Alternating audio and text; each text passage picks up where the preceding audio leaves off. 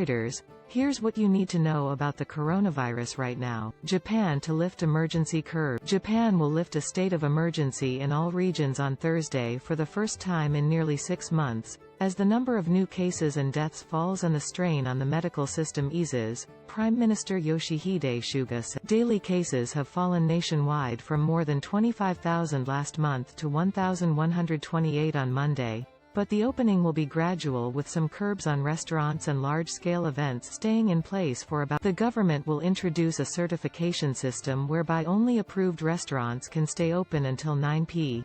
and a ban on serving alcohol will be lifted everywhere unless local governors object. Russia reports record daily deaths. Russia on Tuesday reported 852 deaths from COVID-19 in the past 24 hours, above the previous all-time high recorded last week amid a spike in cases. Authorities reported 21,559 new cases in the past 24 hours, slightly down from 22,236 on Monday. New York hospitals suspend staff who refuse vaccine. New York hospitals on Monday began firing or suspending healthcare workers for defying a state order to get the COVID-19 vaccine, and resulting staff shortages prompted some hospitals to postpone elective surgeries or curtail services. New York City Mayor Bill de Blasio told a news conference the city's hospitals were not yet seeing a major impact from the mandate, adding he worried about other areas of the state where vaccination rates are lower. A spokeswoman for Catholic Health, one of the largest healthcare providers in western New York,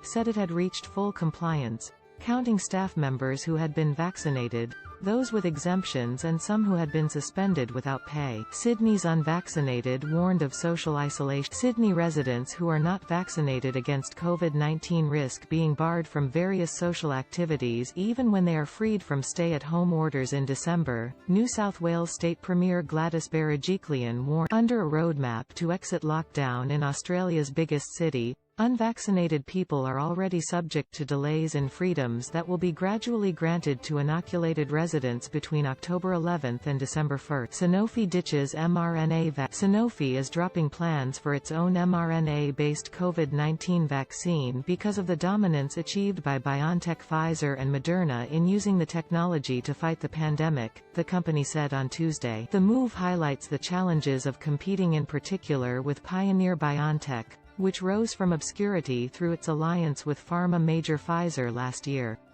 They have delivered close to 1.5 billion doses so far to become the Western world's largest COVID-19. French healthcare group Sanofi will instead focus on efforts with British partner GlaxoSmithKline to bring another COVID-19 vaccine candidate to market based on the more conventional protein-based approach, where mass trial. Pfizer submits data for vaccine in younger children. Pfizer and BioNTech on Tuesday submitted initial trial data for their COVID-19 vaccine in children aged 5 to 11 and said they would make a formal request with U.S. regulators for emergency use in the coming weeks. India's drug regulator on Tuesday allowed vaccine maker Serum Institute to enroll kids aged 7 to 11 years for its trial of U.S. drug maker Novavax's open https://tmsnrt.rs/2fkv6wq in a web browser to see Reuters Global Coronavirus Track, compiled by Linda Noakes, editing by Alex